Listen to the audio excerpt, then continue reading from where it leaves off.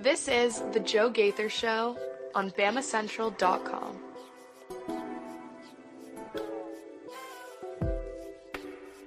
Good morning, Tuscaloosa. Internet world, West Alabama. How we doing today on this Thursday? It is July 3rd. We are one day away from celebrating July 4th. I hope you guys have a great July 4th weekend planned ahead. We will have a show tomorrow just because we don't celebrate any holidays on the Joe Gaither Show. We give you 5 days a week live at the Derek Daniel State Farm Studios. I am not live in the Derek Daniel State Farm Studios. I'm in parts unknown, but Mason Woods is sitting right there off McFarland Boulevard. Call Derek for all your insurance needs at 205-758-3391. Like a good neighbor, Derek Daniel is there. Mason is sitting over there. We're going to talk about Cederian Morgan. We're going to talk about LSU and their way to make some money. We're going to talk about the Auburn Tigers and the interesting or funny comments that Hugh Freeze and John Cohen were making yesterday in regards to their recruiting or lack thereof. We're going to talk about a lot of things right here on a Thursday edition, and we hope you guys enjoy it. As always, jump in and join us on the comment section at Joe Gaither 6. You can leave us a voicemail at 205-462-7340 extension 800. You can leave Mason a comment at MA Woods_. You can leave Bama Central a comment right there on the Bama Central YouTube channel, and we will get right to it and address it. With that, it was a huge day yesterday on the recruiting trail. Maybe a small break today, but more recruits are coming. 5 stars on the hook. Follow Mason Woods for all of his written work. Mason, how are things and how is life in the Derek Daniel State Farm Studio? Oh man, things are going good. Everything's looking up for the Crimson Tide. Seemingly, you get another 5-star in the 2026 class. You now have, I believe, the most in the country by a pretty decent margin. And everything is just looking up in Tuscaloosa. We are excited about this year's team, but I am starting to get more and more excited about the team after the team after that. So things are looking good. For those living under a rock, and none of our listeners are, and if you're listening to this show, you're absolutely plugged in and smart. If you're living under a rock, you might have missed Cederian Morgan committed to the Crimson Tide yesterday, and it seemed like it was always going to be Alabama based off kind of the way that he reacted and the way that he some of his comments. Alabama gets 3 wide receivers in 3 days. Owen Cabell, Brian Williams Jr., and now Cederian Morgan. And just like Mason said, you've got 4 5-stars in the class. No one else in the country has more than 2. So Alabama with double the 5-star production of any other program in the nation. And so for all this, Kalen DeBoer can't recruit, Kalen DeBoer can't this, the staff can't that. You've got double the amount of 5-stars of any other program in the country. So big day for Alabama as they get Cederian Morgan. And we're going to just dive right into Cederian Morgan, what we see on tape, the wide receiver class as a whole. Mason, I think you might want to be pulling up rolltide.com and looking at the wide receivers for the next 2 years, how the room is structured, and really kind of I think it kind of reveals a little bit about the motivation for this class. I'm just thrilled and excited, and it looks like Everett Osmer is as well. Everett, chime in on the Facebook machine. You can as well. We appreciate you watching us, Everett. Cederian Morgan, 6'4", 210 pounds. At least that's what he's listed as on the 24/7 page. I think he's probably going to be a little more than the 210. And you just put him on, and Benjamin Russell is just throwing the ball to him in any and every situation. He's throwing very first. Yeah, please go ahead. Even just from the very first clip in that junior season highlight tape, it is like, oh my, he's in. I'm pretty sure there's 2 guys draped over him. It's just quarterback scramble drill, run around. He finds the corner of the end. It's basically like Gravedigger. It is essentially that play, and he catches it with everybody draped all over him. It is wildly impressive. He said it himself. We talked about it on the show. Trying to be like Julio Jones. He certainly looks like him on that play. He looks like Julio in this entire highlight. I mean, it's third. First off, every player that we've looked at so far, their highlight tape is 4 minutes, is 6 minutes, is 8 minutes. 8's been about the max. This man has a 14-minute highlight tape. It's 14, unheard of. and I don't know if he's put all 70 receptions from last season on here. It's not that. But 14 minutes of him just lining up outside, lining up in the slot, lining up at quarterback, lining up wherever Benjamin Russell wants him, and just absolutely dominating these guys. 70 receptions. What did I read? Just over 1,100 yards. 1,162, 14 receiving touchdowns last year as a junior. And he is absolutely just, a 5-star when you see it. And maybe the rest of the competition is poor. Benjamin Russell is 6A, right? It's 7A. As far as I know, yeah, he's playing up near the highest level of Alabama football, if not the highest. Benjamin Russell is, I don't want to make it up, Benjamin Russell football. Where is my little sports Alabama history, high school football, right? Yeah, that's what I want right there. 6A. They are 6A Region 3. So pretty close to the highest level. Man, 6A Region 3, let's see what they did last year as a team. 2024, they got to the first round. They lost to Spanish Fort. They beat Calera, Chilton County. They beat Charles Henderson. They beat Pelham. They beat Chelsea. Okay. They lose to Central Clay County, Opelika, Spain Park. Spain Park is up. They lose to Helena and Percy Julian. Basically, he's the only player on their team. That's what it seems like. Oh, my gosh. And 14 minutes of just dominating, high-pointing the football, going to, and I love the fact that they've got him in the slot as well. They've got him in the slot, running a lot of flag routes, away from the deep half safety. And you see him on this next highlight. He's faking blocking his cornerback, his safety, and then he runs right by him on kind of a rail route.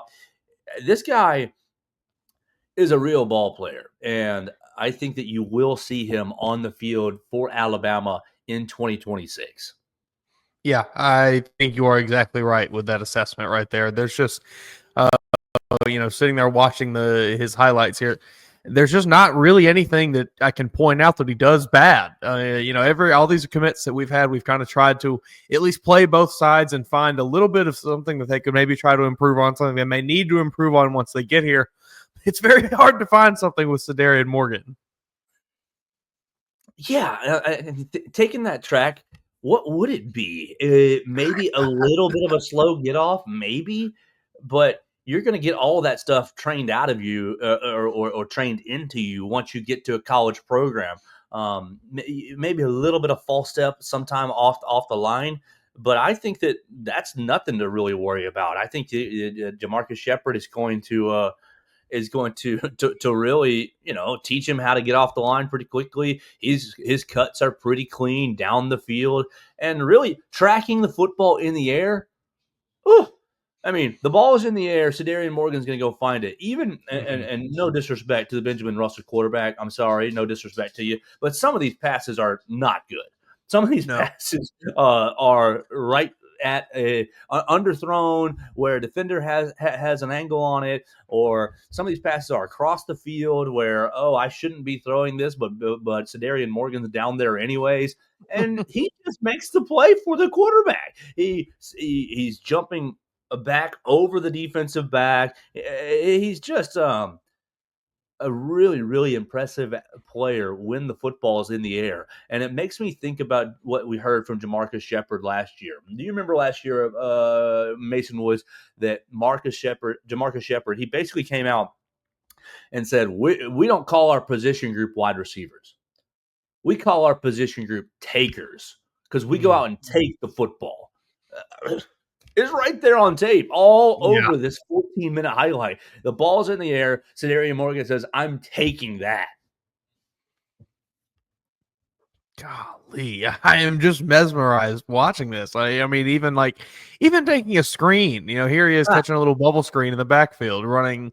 He covers 20 yards, and it feels like a quarter of a second, and the defense has no idea what happened.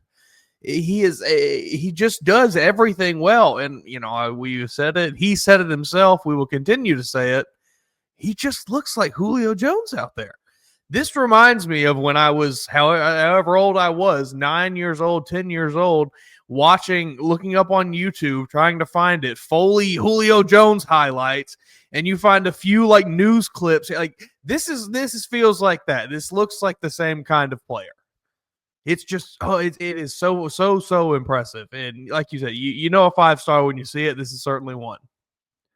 Cameron Metzger chimes in on the Facebook machine. I appreciate you watching us, Cameron, and chiming in. He says he will be a contributor day one. So I totally agree with that. But moving into that point, I was on a radio station in Mobile yesterday, the afternoon drive, 105.5 down there. Love that. You can download the Sound of Mobile Sports, the Sound of Mobile app if you want to check them out. But I was down there and they're asking me about these receivers, and they're like, "Do you think they're all going to contribute? Do you think who's going to play next year?" And like, I think you see a lot of tools and traits in Cabell and Williams Jr., but they're going to take a little bit of time to get some weight on them, to get the feel for the college game, and to crack the depth chart.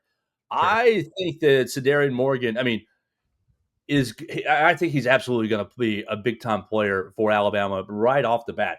The only issue I see, Mason, is the wide receiver depth chart. Did you pull up Roll Tide while I was doing all that exposition and look at the wide receivers? I think that you only have one wide receiver that is out of eligibility after this year, which is going to be Jeremy Bernard. Now, that doesn't mean the transfer portal doesn't exist.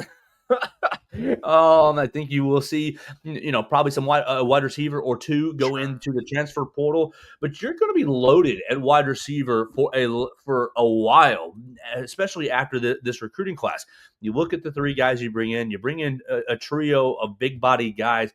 Is Isaiah Horton, is he going to turn pro based off of a great year? Maybe, potentially. You lose Jeremy Bernard out of eligibility, and we hope that he has a good enough year to where he gets into the NFL draft and makes a lot of money. But after that, look at this dang depth chart. It's sophomore Ryan Williams will be a junior. Jalen Hale will be a junior. Jalen Mbakwe will be a junior. Cole Adams, same thing. Rico Scott will be a redshirt sophomore at that time. Latier Brooks will be a sophomore. Fine. Colby Cruz, redshirt senior, Jay Loper, senior, and MJ Shergwin. That's going to be plenty of space opens up. Those guys are big time contributors. That's a lot of numbers coming off the stat sheet right there. Oh yes, Mason found the walk-on section of the wide receiver. You are absolutely correct here. There's going to be maybe a bit of a log jam. And so you got this log jam, and you've got a lot of big-bodied wide receivers already on the roster in Derek Meadows, in Jalen Hale. Well, you will have a lot of them. Ryan definitely doesn't count. Rico Scott doesn't count to me. But okay, so I take that back. Not a lot. You'll have if Isaiah Horton returns.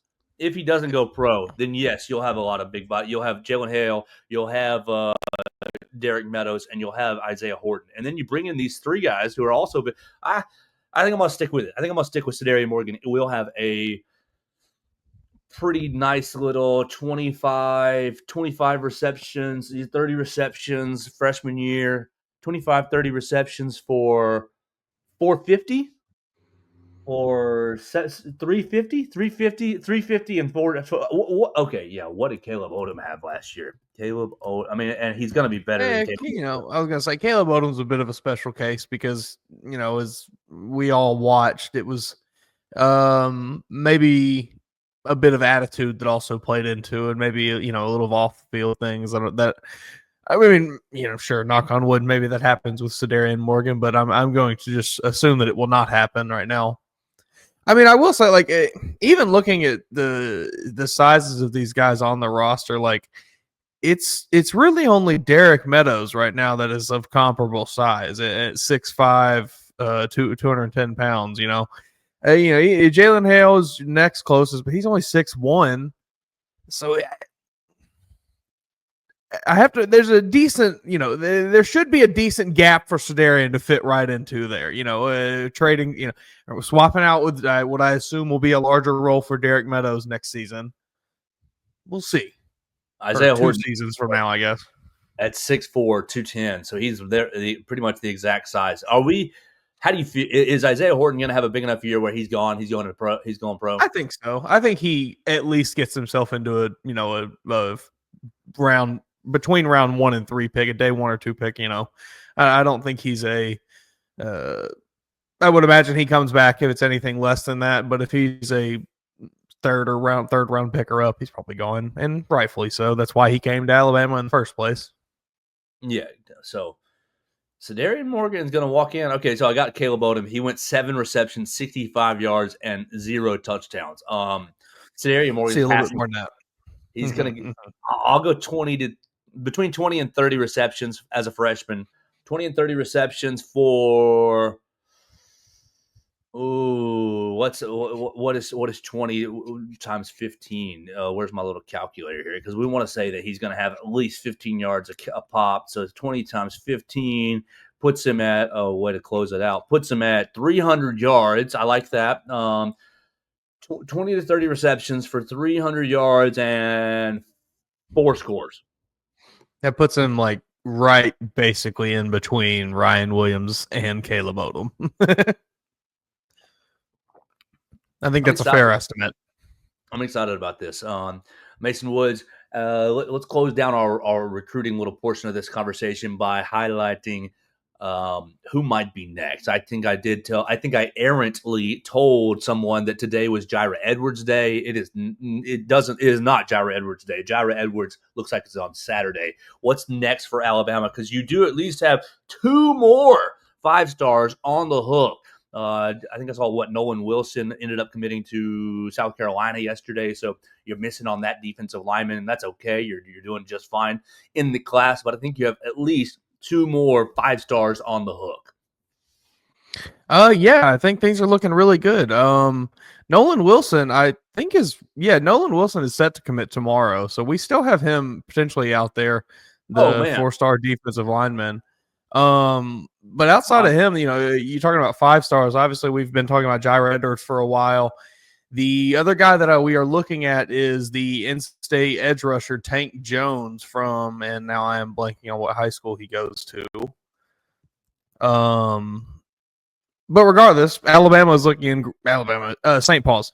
Alabama's looking to land 2 more 5-stars in this class and extend their lead over the rest of the country even further. Outside of him, let's see, we've got Mitchell Smith coming up, I think, tomorrow as well. A 4-star offensive lineman.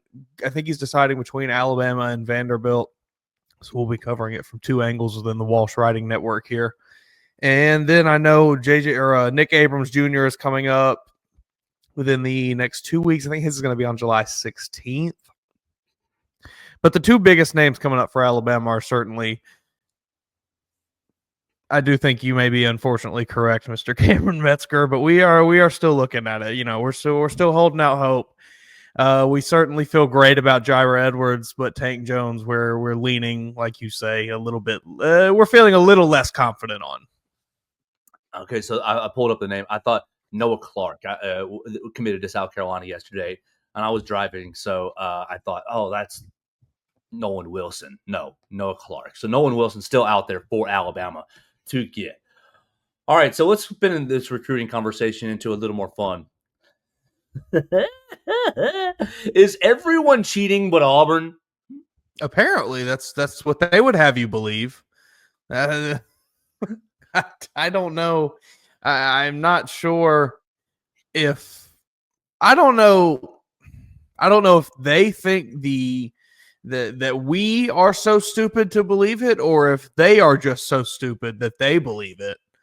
But certainly, that is what Auburn would have you believe, is that they are the only people doing everything above board. They are the only program in the country that is running a tight ship with zero cheating, 0 fraud, 0 tampering.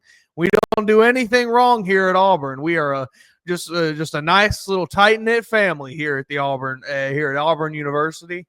Ridiculous. it's just different down there, Mason. We wouldn't understand. They do things Preposterous. differently. I mean, crazy. Yesterday, John Cohen and Hugh Freeze spent some time with it looked like a press conference, and they were just Something. talking about the recruiting and lack thereof. And Hugh Freeze was, "Oh, I'm confident we can still get into a top 10 class." And Hugh's comments, he goes, "Well, it certainly is unusual, isn't it? It certainly is unusual. Our numbers are lower. Do seem a little bit like we're lagging behind, but I'm confident. I'm confident we can get it together and get a top 10 class." Justin Hokanson on 3 Sports. He basically says after listening to Hugh Freeze and John Cohen, it's abundantly clear they believe Auburn is playing by the rules and going about the new world of NIL the right way, and others aren't. August the 1st will be the first day offers can be in writing.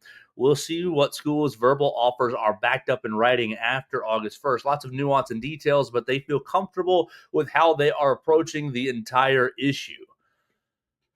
Okay. So let's just spin it to our side. Alabama's got 17 commitments. Do you think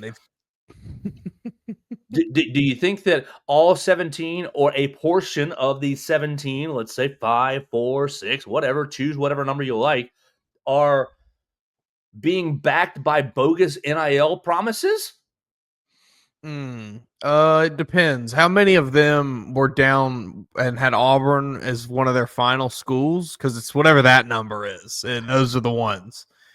This is just ridiculous. It is an insane, preposterous notion that Auburn, amongst everyone, is the school, the bastion of truth, the bastion of I don't even whatever you want to say, the moral the moral high ground of college football here at Auburn University. It's just insane. I'm not here to say that Alabama is better than anybody else because they're not. They are all terrible. All 132 of them. They're all cheating just like the next one. They're all trying to undermine everyone else just like the next one. One is not better than the other. It is just insane to try to imply that Auburn is any different than anyone else on this, other than they just have a lazy coach who does not want to recruit and is at this point trying to get that $20 million buyout. Oh, yeah, it's insane. So we'll take this and continue the conversation by using one of our comments yesterday. JRB3 on the Twitter machine says, "Question for the podcast, Mason.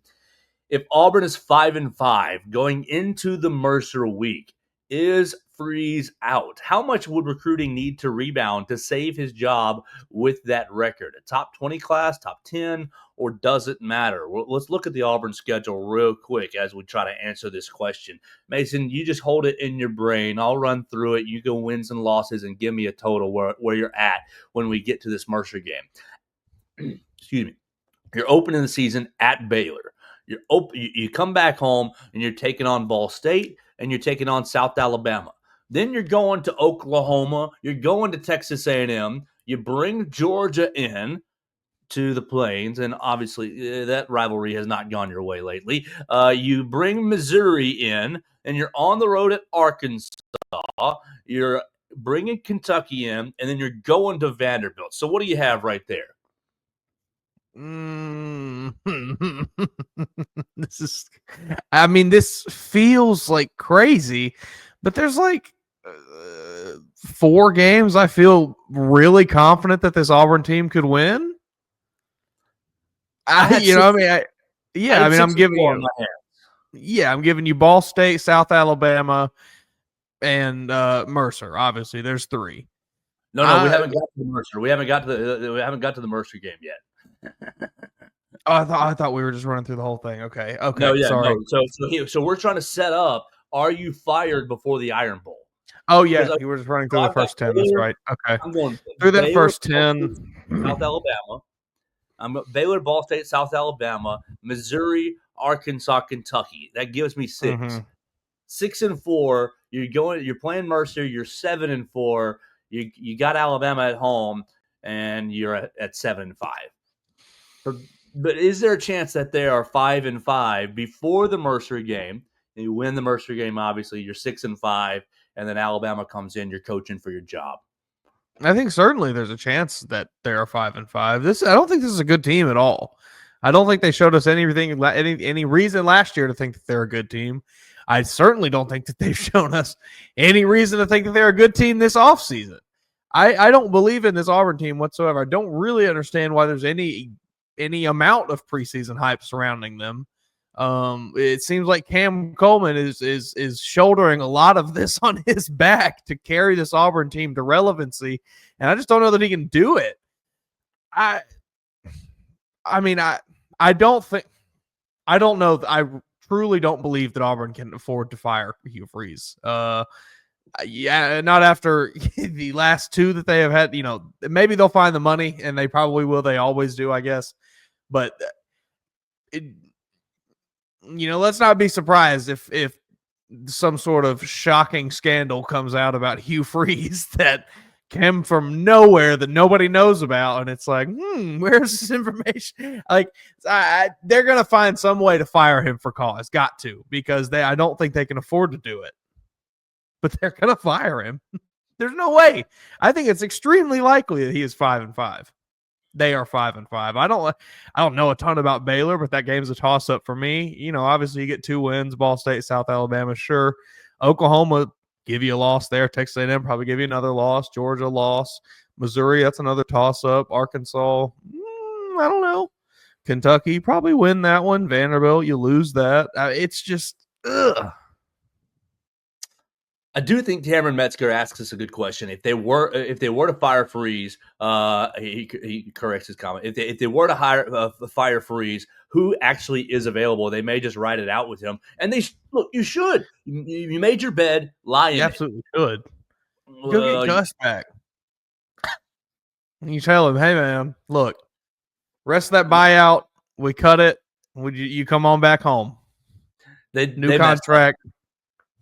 Should have never fired him. They did not know what they had. He gave you consistent, 8, 9, 10 wins, and then occasionally you get 10, maybe 11. You beat Alabama every year or every 2 years, 3 years or so. Yeah, he was 3-5 against Nick Saban, and they fired him. You're 3-5. You have the outside of Kirby. I mean, and Kirby only has the 1 win, but 3-5. You without off the top of my head, that's the most of anyone. Dabo had 2, right? Dabo had 2. Nobody else had more than Gus, and they fired him. It's crazy because it's not good enough. It's like they thought we'll do the Georgia thing and we'll fire somebody that really gives Mark Richt. Because I remember even myself thinking, this is a bad move, Georgia. You're firing somebody. You're firing consistent, 9-win coach, 10, 11 wins in a good year. Auburn thought they were doing that, and they have plummeted their program into the depths of irrelevance. Now, I don't know if he's as good as you're thinking off the top of your head. Let's look at him year by year at Auburn. But I do know he was 3-5 against Saban, which I cannot think of anybody else who had 3 wins off of Saban. Okay, 12-2, 8-5. 7-6, 8-5, 10-4, 8-5, 9-4, and then that last year 6-5. You couldn't suffer one. Come on, I mean, like I said, 1 full year, 8, 9, 10 wins almost every year, and then on a good year, you're competing for a title, maybe. Come on, people. Two SEC West titles. Oh my gosh! It took you to the national championship game, Sugar Bowl. You got your Peach Bowl. You lost to an Outback Bowl. You messed up when you fired Gus. Totally, you messed up. I don't know who the heck you would get, but that is always the best. I don't question. have a clue. Thank you, Cameron, because I do really don't like the hey, let's fire him because you have to hire somebody else. No, I'm with you. But I don't know. It's we saw them. We have seen them make questionable firings before, so it wouldn't shock me one bit if they can scrounge that money together. He will be gone. I had the Alpha Alexander Lincoln messaged me yesterday. What's going on at Auburn? And I kind of gave the same sort of take here. That Hugh Freeze is on the golf course a whole lot and just trying to win or lose. It don't matter. And he said, "Oh," he said, "Well, they had a chance when Saban retired to close that gap and to really step into it. It looks like that window is gone." Yikes! Yeah, it's. I mean, I don't remember even what it was that like prompted it the first time, but I've been saying it for like he has just been sandbagging at this job to get fired so he can get bought out. Like I don't believe that he ever took this Auburn job with any real intention of like let's build a championship contending program. It was all right. They're going to sign me to a giant contract because they think because I'm the only guy out here that beat Alabama. And he kind of knew it from the. I don't know. I think Hugh Freeze knew as much as a lot of people. He was really only good when he was allowed to cheat. It was when he was that's the only time that he was really that good. Yeah, man. I don't know. Auburn is in a bad spot, and I don't know where you turn. I don't know. Like you said, I don't even know who's out there. I don't know who's going to be out there. I don't know who would want that job. Mason, could it be another take? I think I sent this to you. Could it be that our coaches, this is straight from Auburn message board, could it be that our coaches love our current roster and want to keep these young guys on the plains? So we're putting our funds towards that. Could it be that they know what we have on campus and we don't need to overspend on young guys who are unproven? Could it be at this point we are not as desperate as FSU, Nebraska, UGA, and yes, Alabama? All those teams had disappointing years last year. We seem to be selective with our dollars and the right talent. That is not the case. No, it could not be that. To the fan who the fans who delusion has taken them to the point of posting that on the internet for people to read. That is not the case whatsoever. That is not how you run a football team. If you did that, you would be sitting here every 4 years saying, "What do? We don't have a football team." You have to build. You have to go out and get new talent. You have to acquire new players. That's if we're if we're breaking it up pieces of the pie like that, that's a massive chunk of the pie here is recruiting. You cannot just take it out. And Hugh Freeze seemingly has decided to just let it fall by the wayside. Well, we're just trying to get guys that love Auburn. We're just trying to get guys who are committed to the Tigers. I'm not sure many people are. I'm not sure many people do. Lemonade lovers. That's who we're looking for. All right. I mean, what does the pitch look like? Even if you were Hugh Freeze and you are out there trying to recruit, which he is not, we have found out up to this point. We know this. He is not. But what does the pitch look like? Hey, buddy, like you said, we got some lemonade. We got a drugstore. We got this big tree downtown. You throw toilet paper. It's cool, When the basketball team wins, you can play. Hell, I mean, like, golly, man, it can't be. It's tough spot. And if you can't produce on that, if you can't produce on the field, it cannot be any easier. All right, let's hit one or two more topics before we wrap it up for the day. We appreciate everybody watching us on the Bama Central Facebook page, Bama Central YouTube channel. You can find the show on your favorite podcast platforms, Apple Podcasts, Amazon, Spotify. Mason, we had a nice day yesterday on the download, so I appreciate everybody who's downloading that, sending it to a friend. Mason is live in the Derek Daniel State Farm Studios. I'm in parts unknown. Call Derek Daniel for all of your insurance needs, 205-758-3391. Like a good neighbor, Derek Daniel is there. Call and see how much Derek can save you today. All right, so we want to hit one or two more topics, and I want to take us down to the Bayou and talk about how LSU is trying to make more money and ask you, will Alabama do this, Mason? We all know the hubbub about changing Alabama's uniform. Oh, we're never going to wear the white helmets again. Oh, we're not going to wear – black is not in our color wheel. We're not going to wear a blackout uniform. Get that out of your mind. But you're not going to change the uniform. No stripes, no whatever modernization you think you want with the Alabama uniform, Sure. get that out of your brain. But will this be in Alabama's future? LSU reportedly is considering per On3 Sports, NOLA, NOLA News is reporting that LSU is apparently looking at whether it can sell jersey patch advertisement. You see this in the NBA. You see this in MLB. They've just basically got a patch up on the shoulder, usually. And I think you see it on the Major League Baseball hat, I think, as well, the helmet. But essentially, it's Billy Sports Ball's logo. It's whatever automotive logo that you like, or that it has partnered with that said team. And so LSU is looking to make some more money, selling some sponsorships, and they want to sell a jersey patch sponsorship to, Raising Cane's. Yeah, right. Exactly. Raising Cane's. Exactly. Something like that.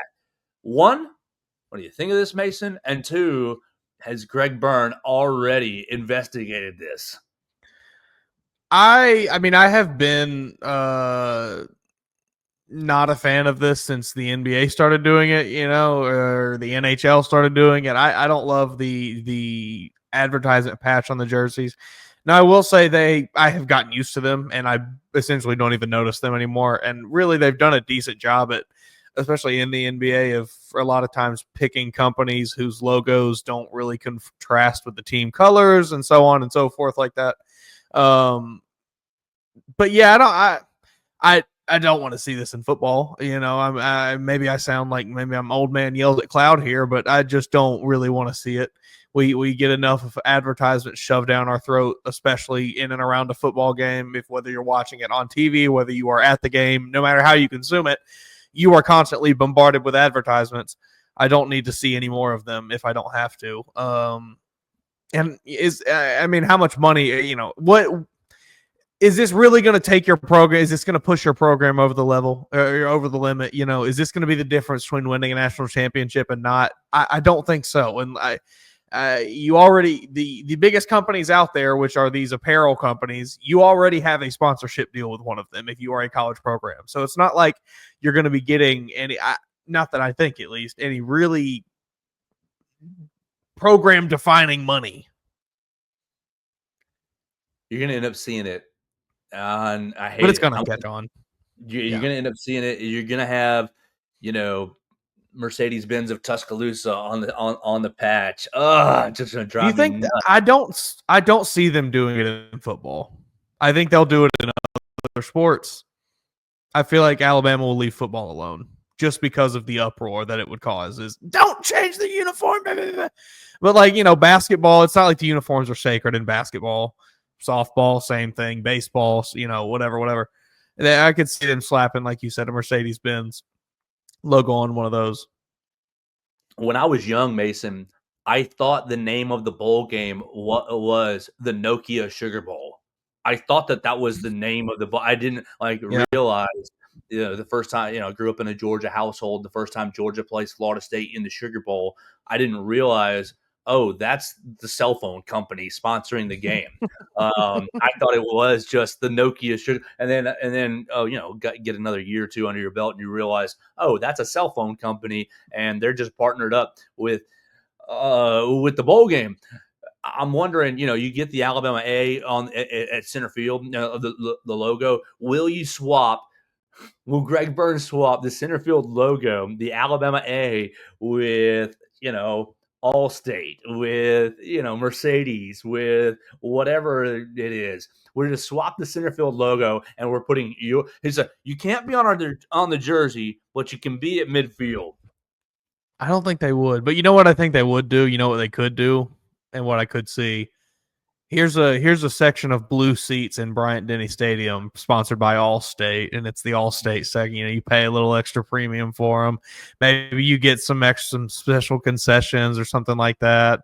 That's coming. Things like sponsored sections in the stadium is certainly, maybe a sponsored press box, or not press box, but that things like that are coming. They will continue to find ways to make more and more money as NIL continues to expand more and more.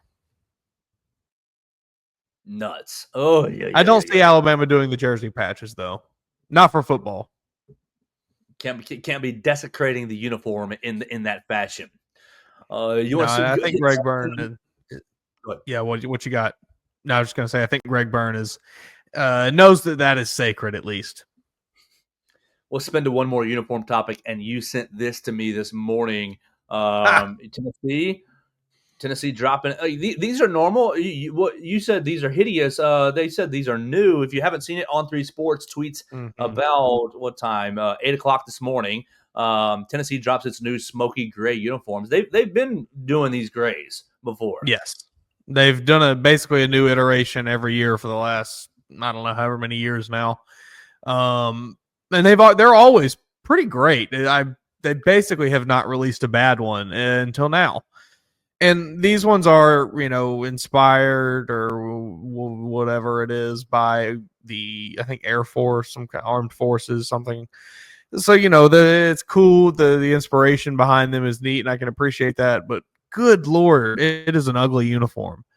It's just not good to look at, and not really much else to say about it than that. It's just an ugly uniform. I'm a big uniform guy. I love looking at uniforms. Love just every year when we get ready for the new college football season, I love scouring to see what all teams have new uniforms for the upcoming season. And this is definitely one that I look forward to every year, the Tennessee Smoky Grays. And yeah, these are hideous. Not a fan. Weird, stripe on the shoulders. Don't know what's going on. No, just ugly.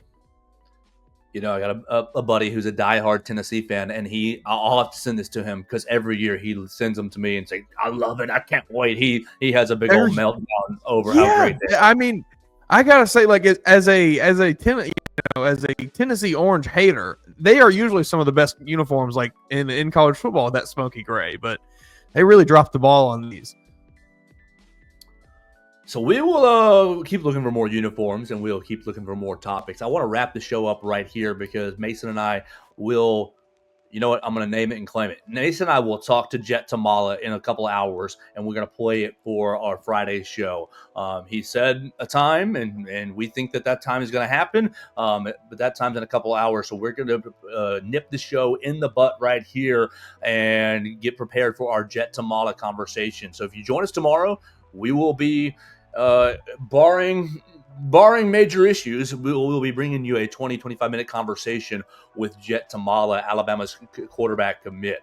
We had a lot of fun today with you guys on the Facebook machine, Twitter machine, YouTube machine. You can follow us right there on Apple Podcasts, Amazon, Spotify. And, of course, tomorrow will be another episode of All Things Bama. Mason leads that podcast. We do it once a week. Mason picks up every little piece of information that we forget on this show. And we really just wrap up the week with All Things Bama. So I encourage you to subscribe to All Things Bama.